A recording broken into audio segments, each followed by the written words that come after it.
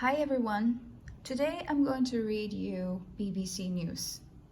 Today is July 28th, 2020. Before I begin, I would like to say that I am only reading this news out loud. I do not own the content of the news, and I do not profit from doing this. You can find the link to this news in the description of this video. My intention is to share some listening materials for those who seek to improve their listening abilities. Also, I am not a native speaker, so please feel free to let me know if I mispronounced anything. Now let's begin. Hong Kong security law. China hits back in extradition row.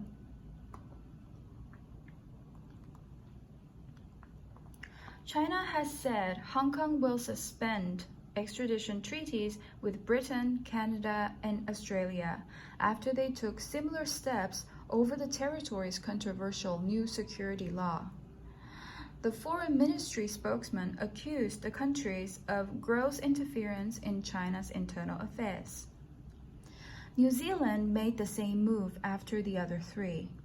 China said it reserved the right to respond to this too. The law reduces the city's autonomy and makes it easier to punish protesters. Judicial cooperation has been politically manipulated by Canada, Australia, and the UK, a wrong move that damages the conditions for such cooperation and deviates from its purpose of upholding justice and the rule of law. Foreign Ministry spokesman Wang Wenbin said. Therefore, China has decided that the Hong Kong Special Administrative Region will suspend its agreement of surrendering fugitive offenders and of mutual assistance in criminal matters with Canada, Australia, and the UK.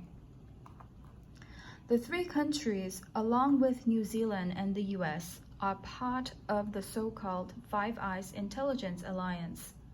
The US has signaled its plans to suspend its extradition treaty with Hong Kong. The US has decided to rescind Hong Kong's special trading privileges after the new law was enacted. Earlier this month, US lawmakers approved sanctions in response to the law, targeting banks that do business with Chinese officials involved in cracking down on pro-democracy protesters in Hong Kong. Hong Kong's government says the widely criticized law is required to bring order to a city that saw mass pro-democracy protests last year that often turned violent.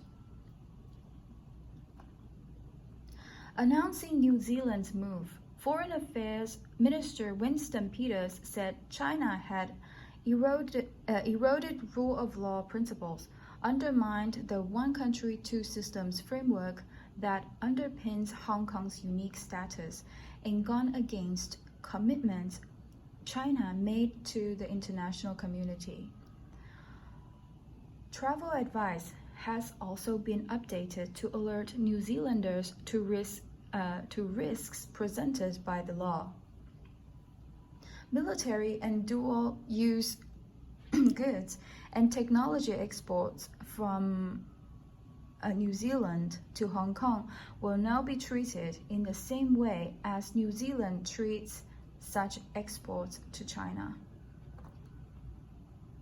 Last week, UK Foreign Secretary Dominic Raab said the imposition of the new security law in Hong Kong by Beijing was a serious violation of the country's international obligations.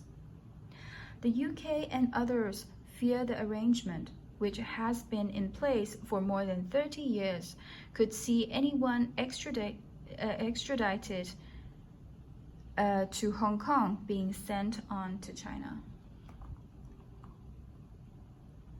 Beijing introduced the security law at the end of June, creating new offenses which could see Hong Kong residents sent to mainland China for trial. Critics said it could see pro-democracy protesters in the region being served with life sentences. They have also said the law breaches an agreement made with the UK before Hong Kong, a former British colony, was handed over to China in 1997. Under the 50-year agreement, China enshrined civil liberties, including the right to protest, freedom of speech, and the independence of the judiciary in Hong Kong's Basic Law, an approach which came to be known as one country, two systems.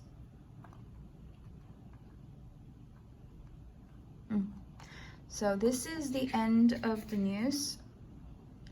Please let me know if you have any comments. Thank you for your attention and hope to see you in my next video. Bye.